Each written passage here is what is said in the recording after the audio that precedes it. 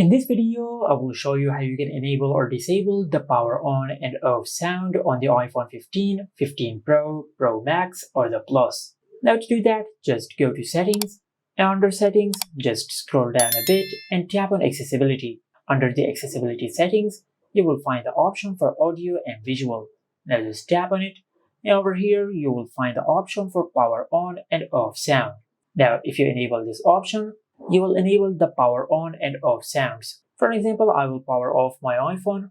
As you can see, as I power off my iPhone, it will play this sound. And as I power on my iPhone, it will play this sound to indicate that it is being powered on. Now to turn off these sounds, just go back to Settings. Under Settings, just tap on Accessibility, and from here just tap on Audio and Visual. And on this page, just disable the toggle for power on and off sounds. And after you do that, this feature will be turned off, just like that. And this is it. Make sure to like, comment, and subscribe. Thank you for watching.